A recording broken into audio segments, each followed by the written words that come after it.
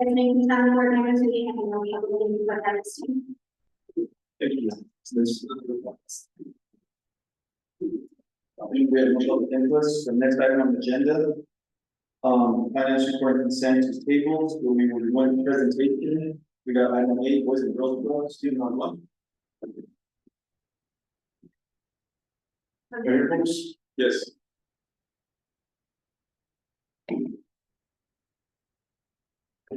Did everyone receive the handout or not? I can put it up on the. I know that. I emailed it when we go through, so I apologize. It isn't work. We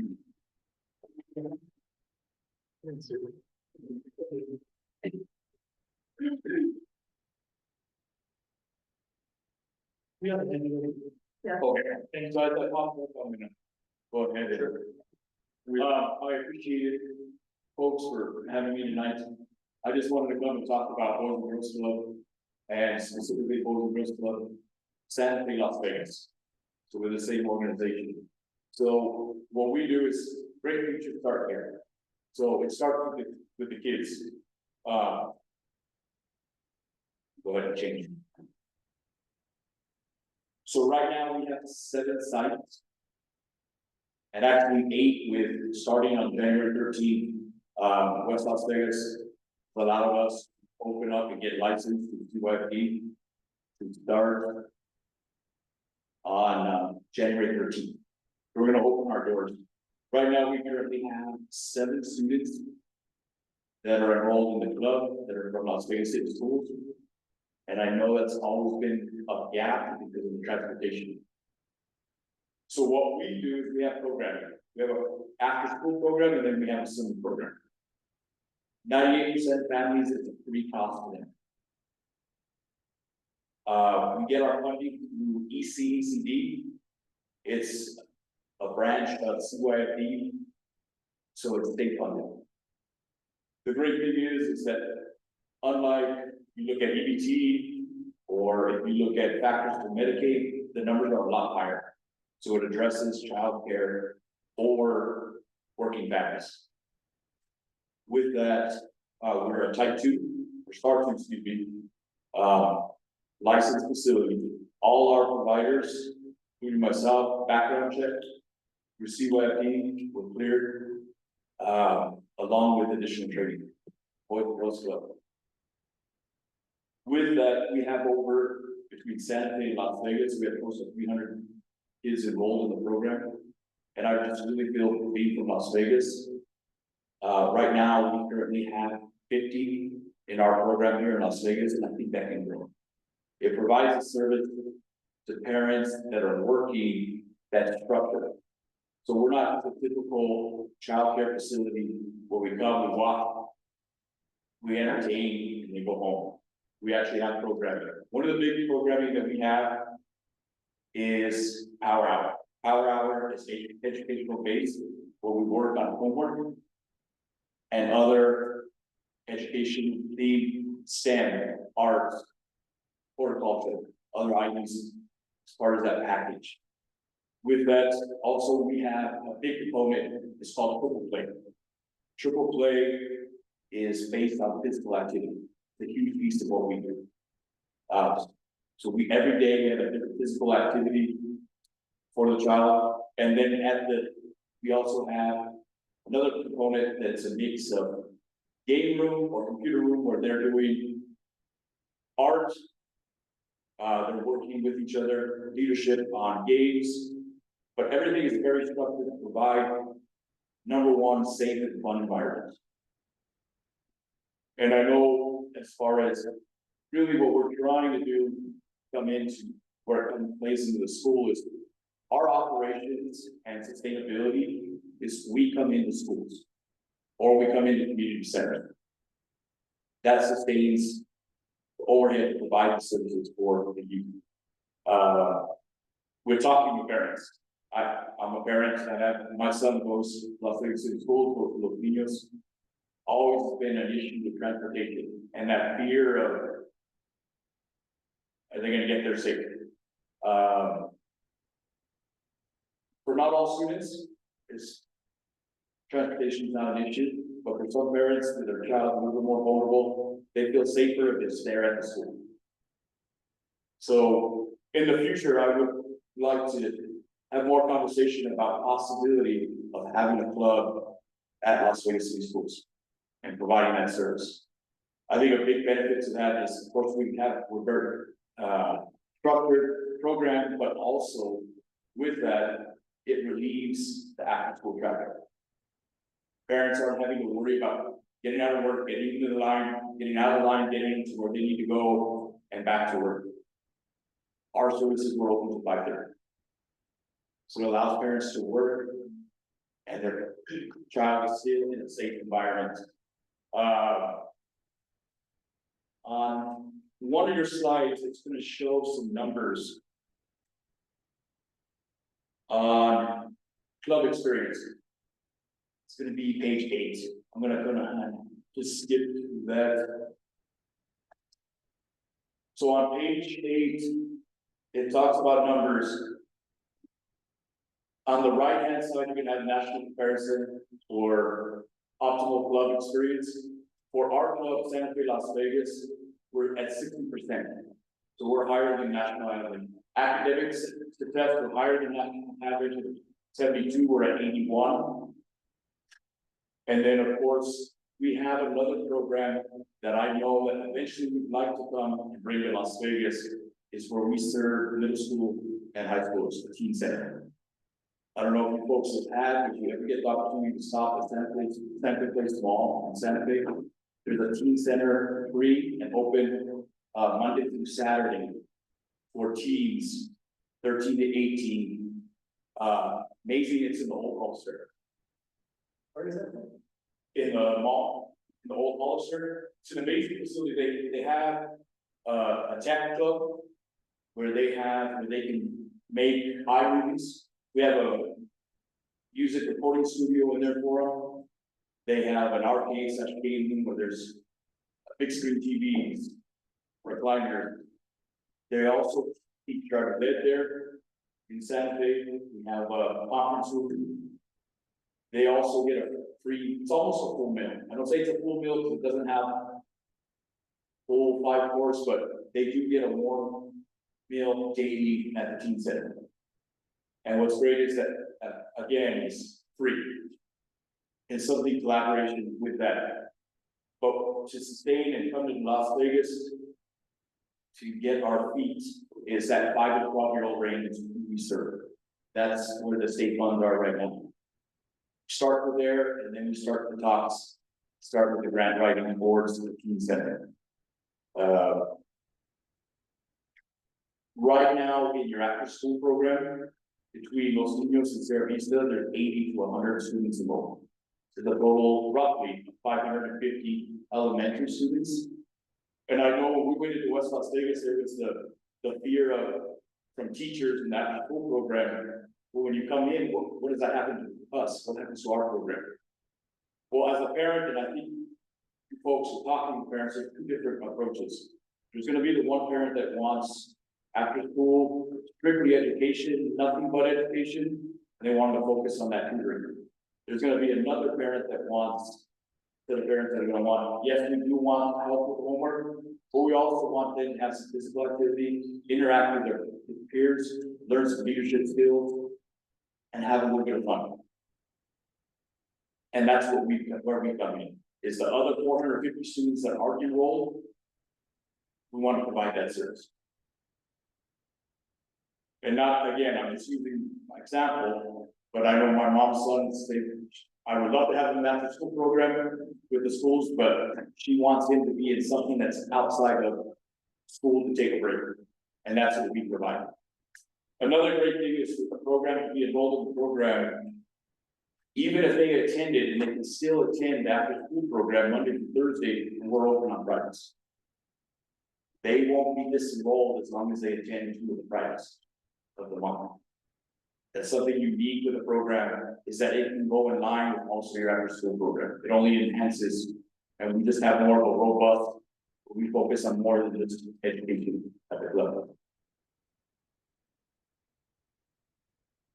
I have a question. Yes. So you said like 98% it's free for students, 98% of students that go, it's free. What about the other 2%? What is the cost for? So that's where we work. We have some different grants.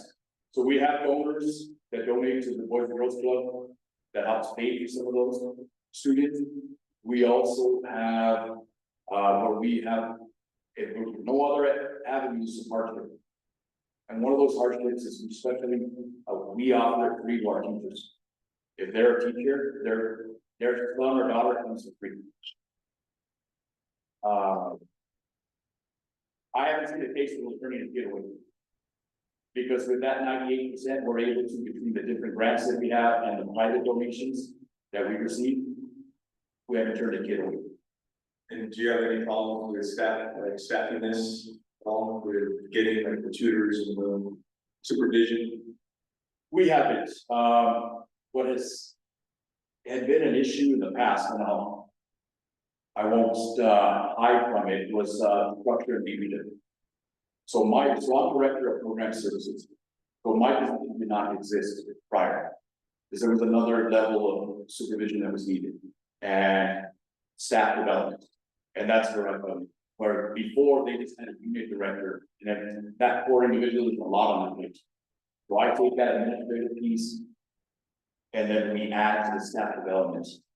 And it allows me from a distance to help with the skill development of staff along with the kids. So right now you're sitting pretty well staffed. Right now we're staffed, but we're still hiring. Are you doing any of this West Las Vegas or anybody else in this area? Are you using their facilities at West Las Vegas? So right now we are licensed at Armijo Elementary. We had CYP, UR inspection last week, and we're licensed for 120. And what's the participation that you have over there? Right now, we're at 50, but we haven't done any recruiting because we're waiting for our license. I'm anticipating in the next 2 weeks, another 20 kids enrolling. You're close to 70. At what age do you go from? What is there a limitation that is? 5 to 12. 5 to 12. And we can only have 5 to 12 because of our CYP license. Mr. President, where do you get this down from? Locally, they're all individuals that live in Las Vegas. Are they volunteers or the group staff? No, they're paid staff. They're paid staff, they're part-time staff, and then our union director is a full-time position. We also, what's unique with that, and hopefully in the future we can work together, because I know there's money issues everywhere. Things are tight. We work a lot with AmeriCorps, and we have a current grant right now in Santa Fe. I've been working with our CEO and then also Christian. We want to be able to expand on that for Las Vegas and have full-time positions and be able to work and assist teachers with educational needs. And then they would work with the club in the afternoon after school. And it would be no cost to the school. It's just us providing service. I know you,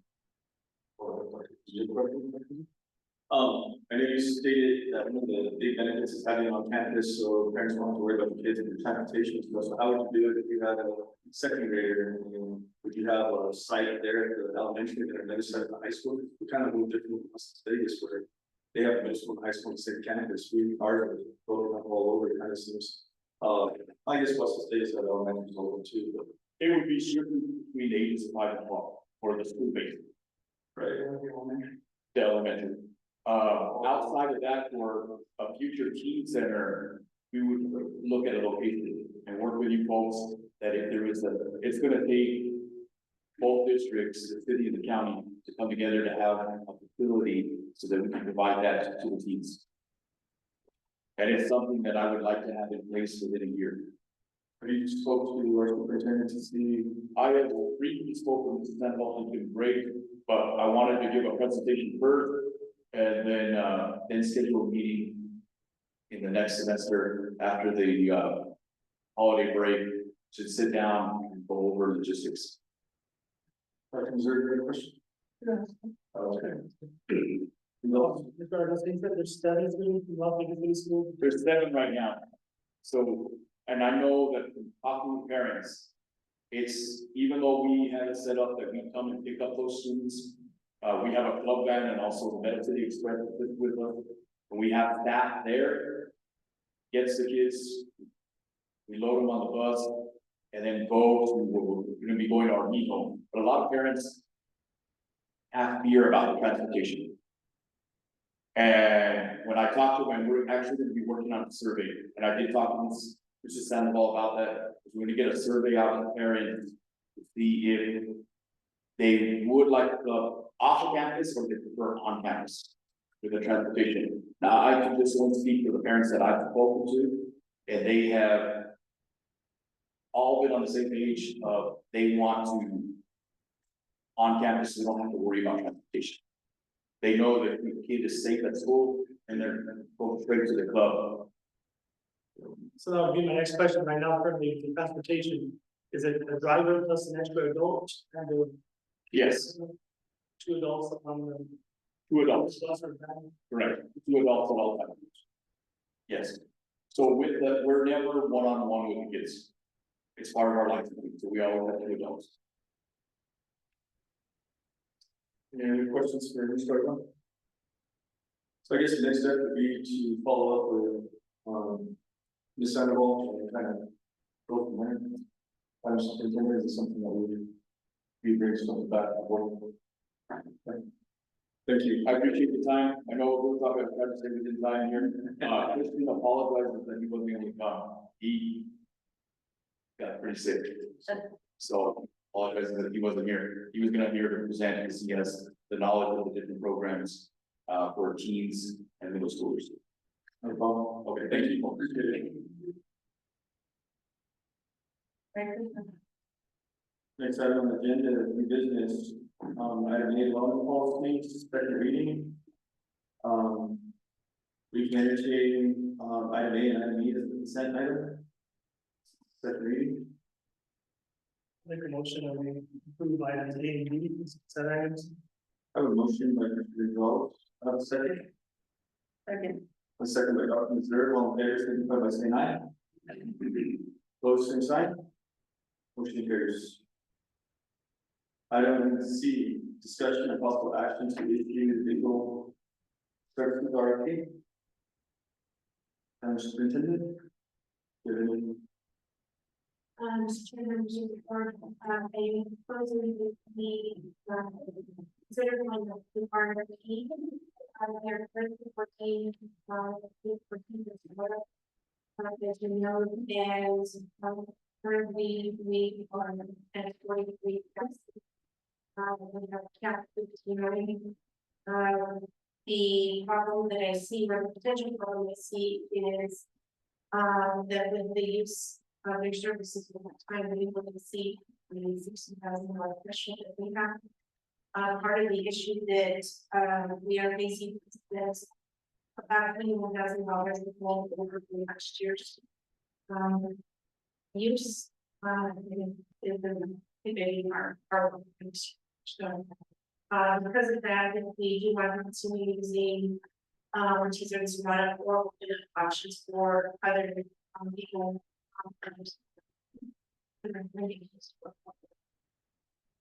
We can send this articles, because we have kind of preference and have them, some of them. Any other discussion? Report? On RFP?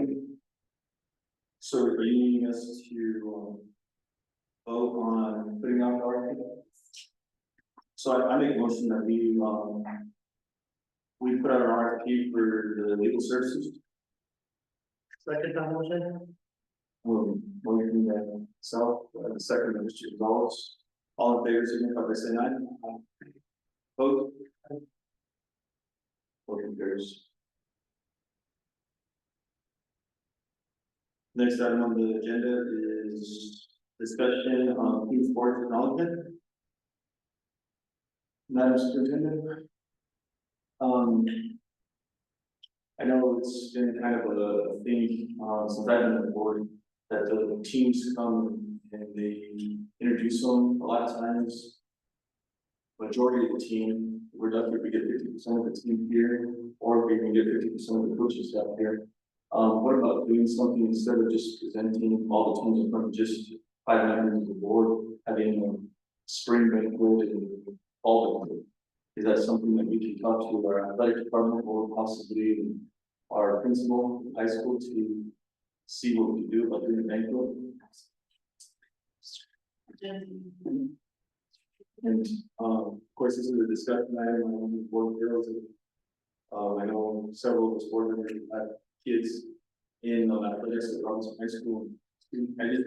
I don't think it's very informal. I think that the kids probably deserve a little bit more. I know there was banquets before, and I know the reason why we stopped. This is before I was a board member, but I think it'd be a little bit nicer, a little bit more intimate for the kids to have their grandpa and grandma and everybody else and just put it into the space we have in a boardroom. I don't know, board members, that we feel, or maybe we can look into it and see. Yeah, Mr. President, just after seeing this, but I did a little research, this is something common in other school districts. And of course, it's not really common for athletics to be presented at board meetings, but like you said, I think the more formal environment should bring our students to come down and I think it would be a better option than this. Bringing in parents and board meetings, we're trying to conduct meetings. And I don't know, maybe it's something that we don't need to do a fall in spring, if we just do a spring for the entire year, maybe it's before they do it for the seniors. Maybe we could do it right around that week, with that senior week, I believe. I don't know, maybe you can get with Mr. Trudeau and Mr. Lindsay and see what would work, if it's better to do 2 or just do 1. And of course, the board, if we can, be it. Board. Any actual discussion? I personally like when we came to the board meeting, we saw them in treatment, we both agreed. just conducting the regular board meetings, but we're celebrating our kids, whether it's educational or athletic, and that education. They come up, professional program come up. Many of which find really interesting logistics. We're looking at it through the scheduling because kids are in sports, kids are here, kids are there, but we're still in home. It's difficult that only it's going to increase the number. Maybe we give it a shot. It's not gonna hurt the crowd. I think it's a great idea. I need to sometimes enable school hall, school sports or something. You know, technology games that parents and it's great. I know, there's several times that a lot of the athletes get on their eighth graders or freshmen, and just barely went into high school. And they're real timid and they're afraid to go ask for like their letters. And, there's a lot of athletes that are eighth graders that make varsity in various sports. And it'd be a good thing to make them go there so they can get their letters or kids.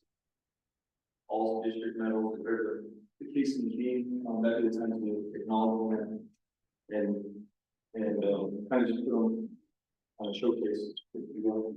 But talking to your identity and you want to see what would work and what would be the best, I think maybe that senior week where there's spring sports around and everybody's kind of on load of graduation and stuff, maybe that's something. Next to possible two, Yeah, that's something. there would be a lot of students, but I do think the benefit would be able to have battle and attend and celebrate the outcomes for all the. But just, you didn't really get it, what did you see? For the two districts that I work in, 3 districts, they acknowledge students during the banquet, but if you have a state championship team, then they do the printing. And what about other academic groups? Similar, if they have placed at the state level, they are acknowledged as a team. And one district acknowledged to be a student and one acknowledged to be We do have a senior board.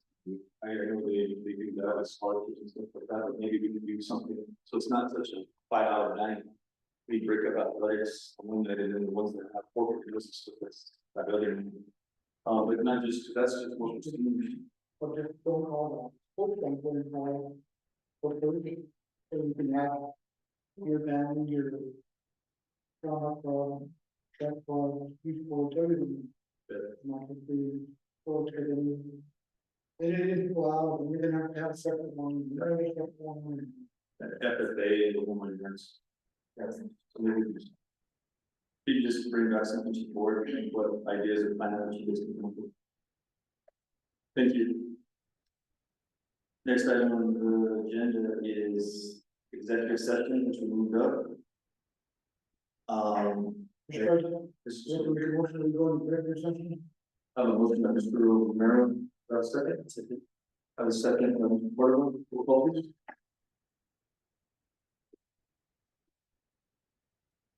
Board Member Dan Mayor. Yes. Board Member Eden Cordova. Yes. Board Secretary Dr. Jordan Winter. Yes. Board Vice President Paul Gonzalez. Yes. Board President Michael Blumenthal. Yes. Board of Education will now go into executive session, item A, then personnel matters containing within litigation, review and discussion of legal claims submitted by licensed administrator. B, the Board of Education will convene a closed session, NSA 1978, section 1015(1)(h). 2, discussion of limited personnel matters specifically the superintendent's evaluation. We are now in executive session, 5:47.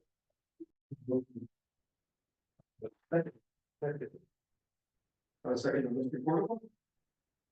Roll call, please. Board Member Dan Mayor. Yes. Board Member Eden Cordova. Yes. Board Secretary Dr. Jordan Winter. Yes. Board Vice President Paul Gonzalez. Yes. Board President Michael Blumenthal. Yes, Board of Education now enters regular session. Major personnel matters containing for fair litigation, review and discussion of legal claims submitted by licensed administrator. B, Board of Education will convene a closed session pursuant to NSA 1978, section 1051(h)(2). Discussion of limited personnel matters specifically the superintendent's evaluation. No action was taken.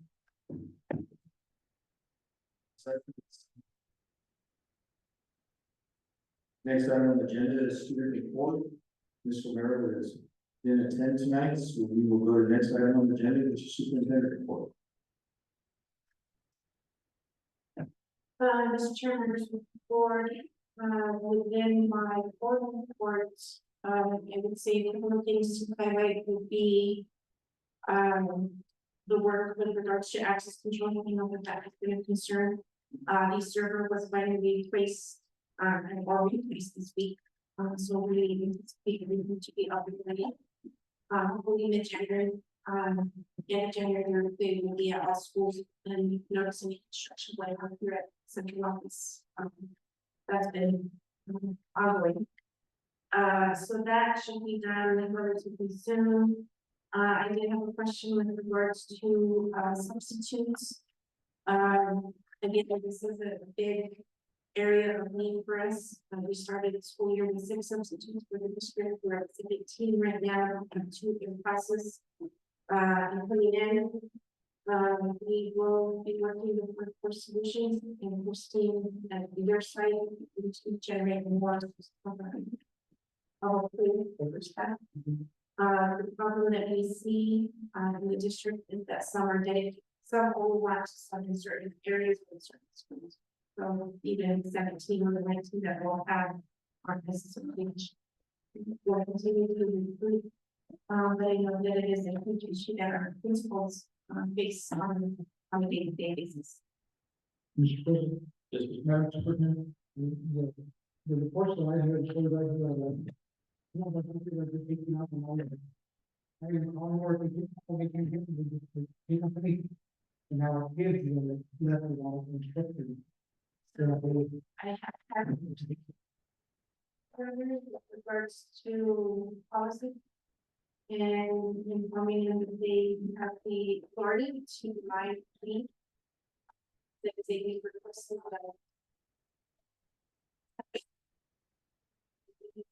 I think that is every week request and I have seen practice.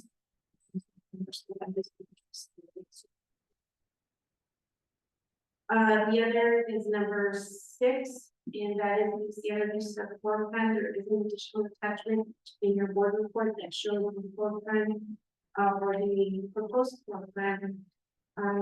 Just want to share that with you guys real quickly if you guys want to offer any.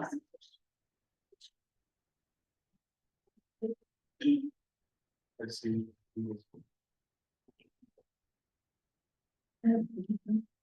You can send out an email that we can, that we make take a little bit longer time to look at. Okay. It's on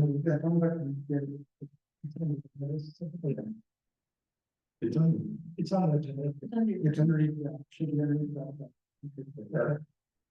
So this is the final. Yeah, that is. So will be 0.4. Capital project division. So, you'll see there'll be some revision primarily in the cafeteria area. That's where we'll see an expansion. So what we'll be doing is taking 2 classrooms that are adjacent to the cafeteria. And those walls will be expanded out and we'll have a dedicated multi-purpose room. And then a cafeteria. There'll also be a small extension, which will provide the cold storage. So we'll have a freezer and refrigerator space. And then the document area. The office area will have a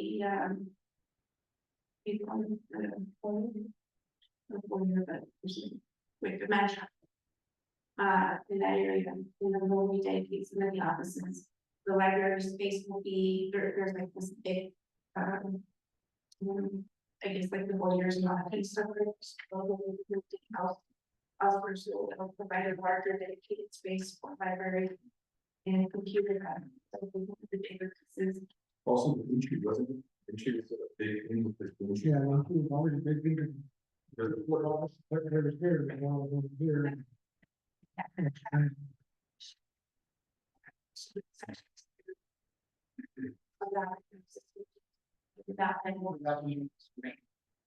So it'll provide that visual, part of this work also includes, parking areas that we talked about, what impact regarding, the bus lane, the pickup for parents and so on. So all of that is in the work, but this is pretty much what we'll see with regards to the new floor plan.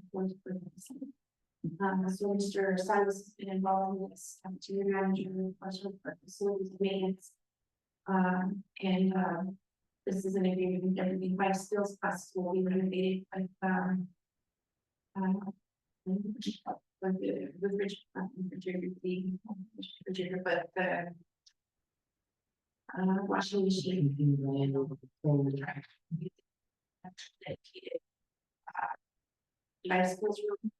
And then the other thing that we asked for, we have to with kids, so that it'll be basically family and consumer science kitchen. So and I have stories and computers, stainless steel.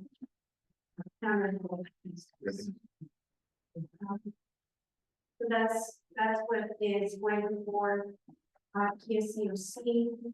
Again, because we're looking January, February based. And then the other is for the couple of other things is I submitted 2 projects, temporary projects, we talked right across the district. And 250,000 for the basic security projects, and that includes updating all our security cameras and infrastructure. Those are all broken up into different areas. The one thing, I got to the superintendent is the lighting at the gyms and stuff outside of the parking lot, and she mentioned it already, but there is like, it's really a huge concern, so that's one thing that she will try to tackle, and something that you'd like to say that, this is all. See if we can get some funding for that. And I did estimate high on that, that was done, I want to say about 4 years ago. Pre-COVID, and the cost at that point in time was about $300,000. Made it much higher. And then the last thing I signed on the paperwork for the loss for FEMA, so we'll be paying 38 million in losses. Is that a number that we can put or a number that we turn? And that was based on all the information that was provided. And my very last thing is we've been working on state governments and exchange, so we've been out to here. Working with Documents are pretty active. And I know there's teachers, there's an administrator, there's a somebody from the public, parents. I think it went pretty well. Would you be interested in this? One of my thoughts is to do,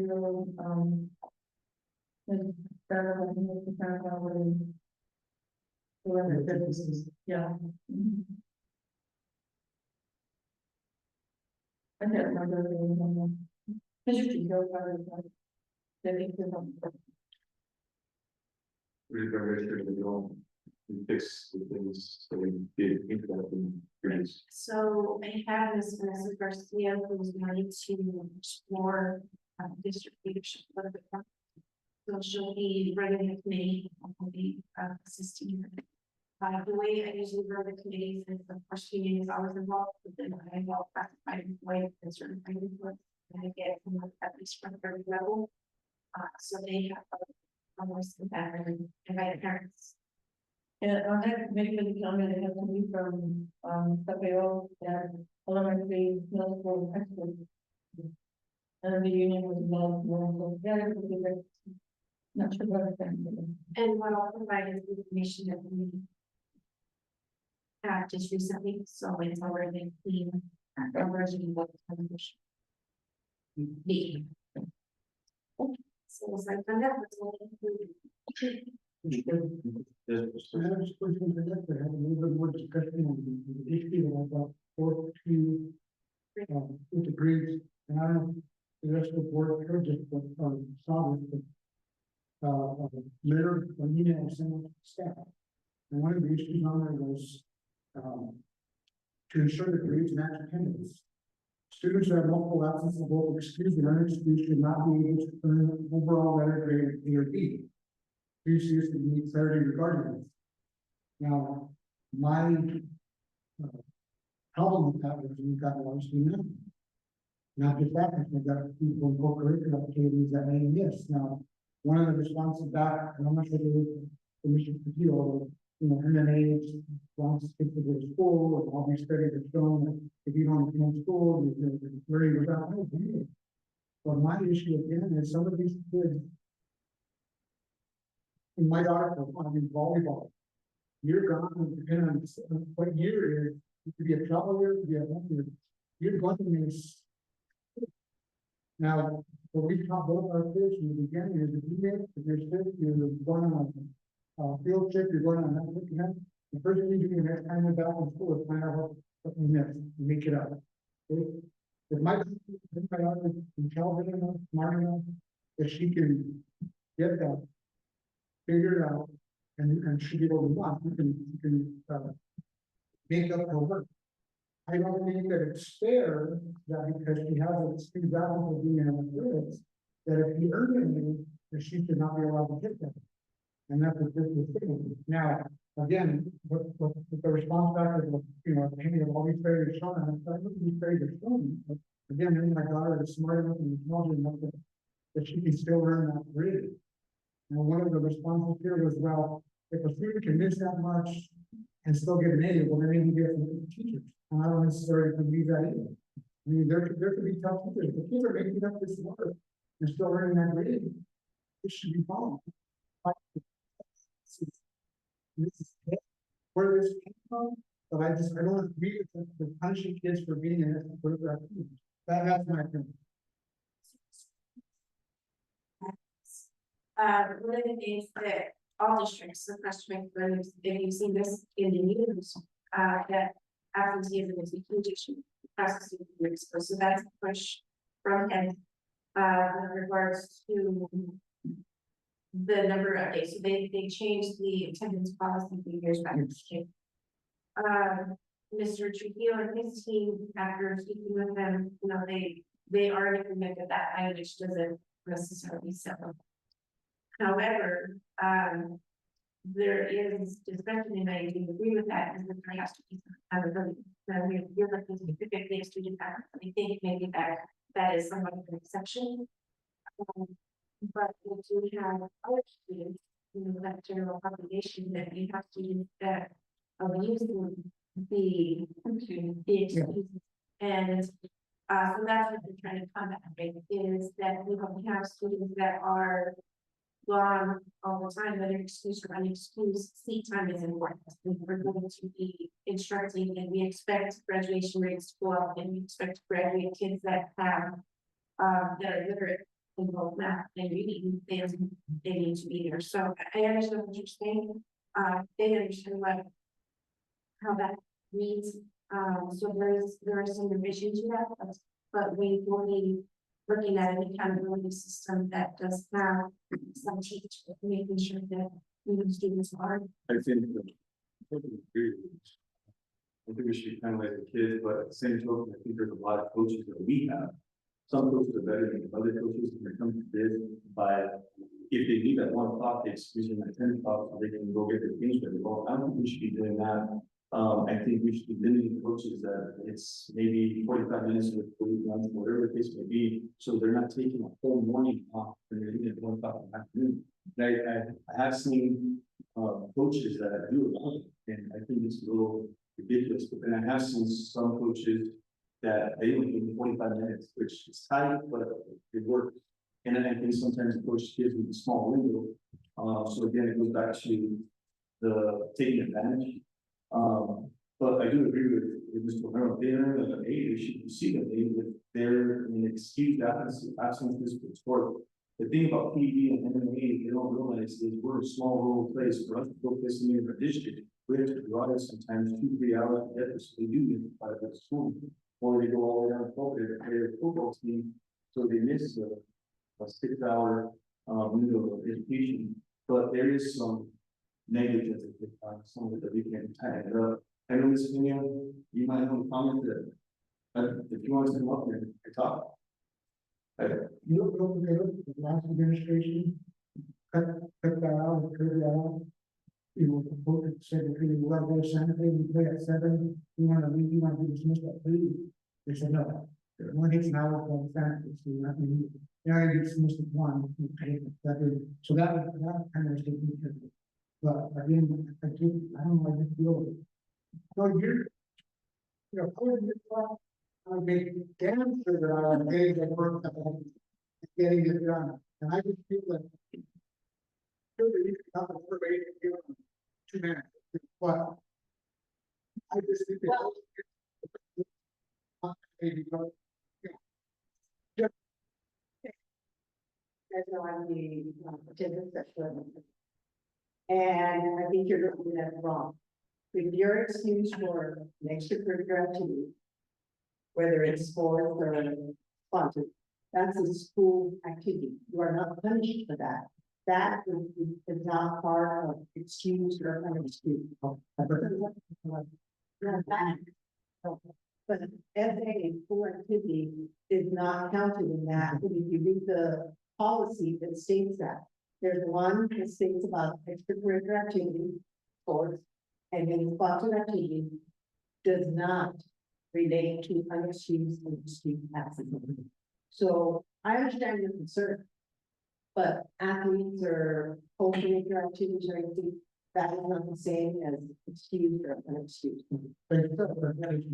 They're coded differently on the attendance, like coded differently. So that was sent out to teachers, but we were talking about students that just miss class, they're unexcused, and then we have several kids that have 15, 20 absences. Some kids even have 40 absences, and how can they have an A in the class? And they're gone for the that you read there was talking about those kind of things. There was nothing to do with an essay in school activity. we didn't very. Yes, I have sent over 150 letters. When I send them out at 3, 5, at 7, and at 10, and I have had welfare checks. I have had CYFD come in, so yeah, they are. And what's our policy when we decide to drop them because of the. Still a 10-day job. Exactly. Consecutive. But I understand the concern, but I'm sitting there. And It's not your motion, that's why I asked.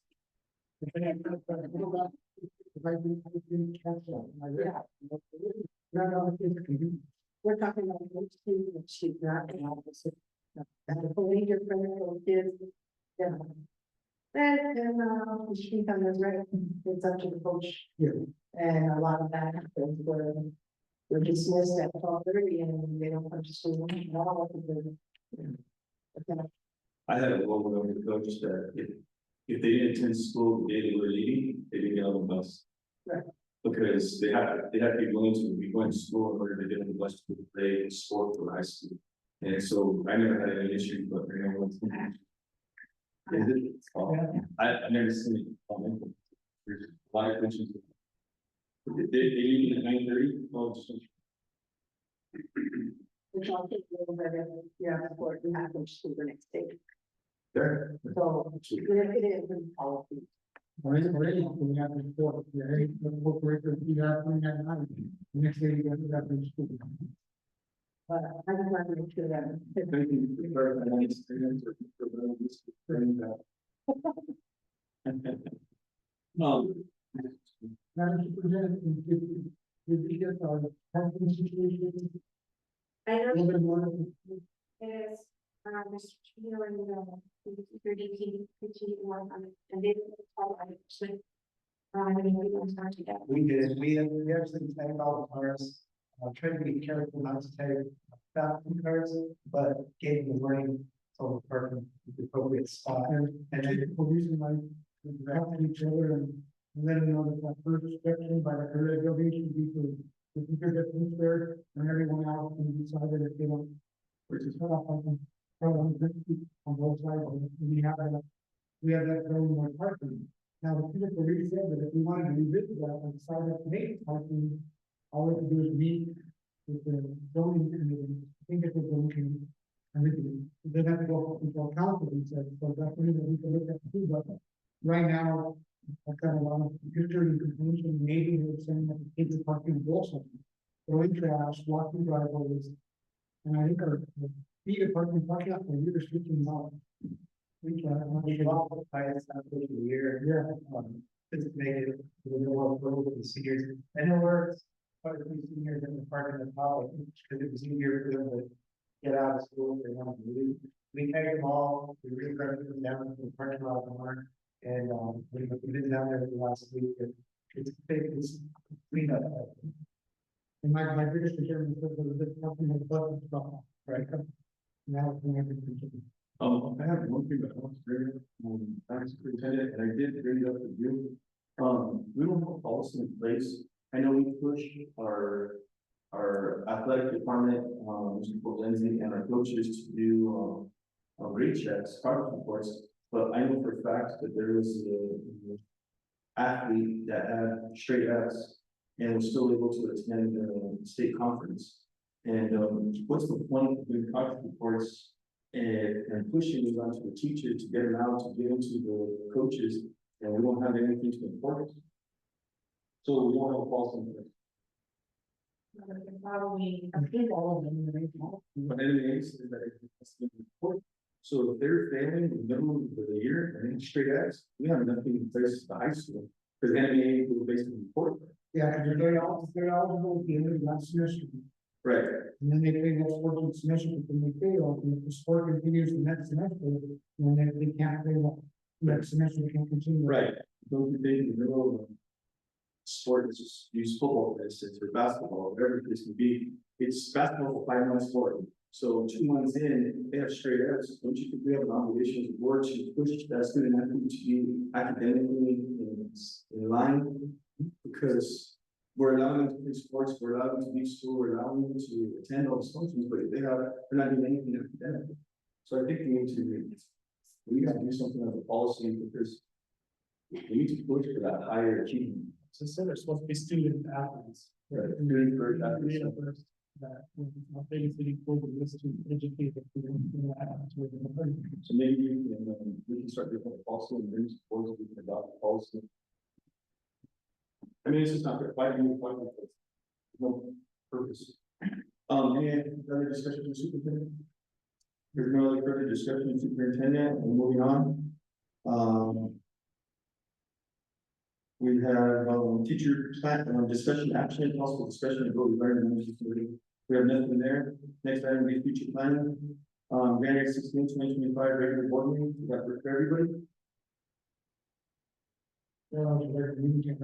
Yeah. B, February 13th to the 15th, 2025, NSBA 2025, board member institute. That is intended.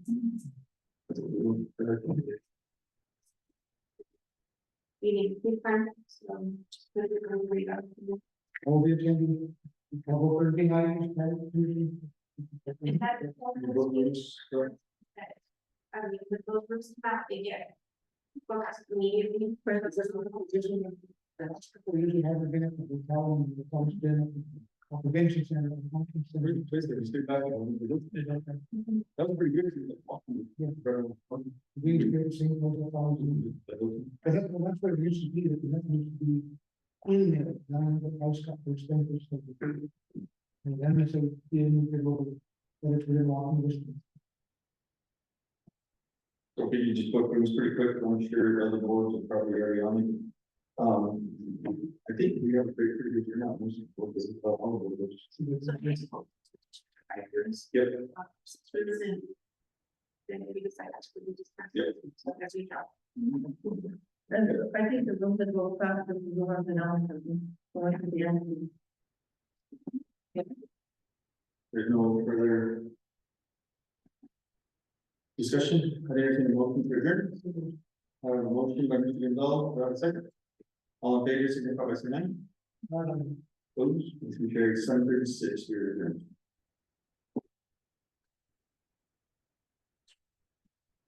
not to forget, we have Islands University building. That's Jerry. Is that right? That's across from Howard Park, right? One big up. The old tech building. You're getting it wrong?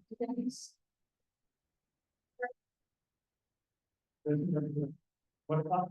We'll have that for you. So I'll be first. We have a second. This way. Right.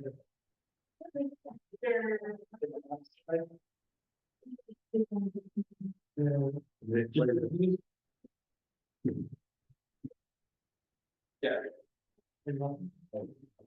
Thank you guys, for you guys to talk about the Christmas. Yeah. Yeah, that's you guys right.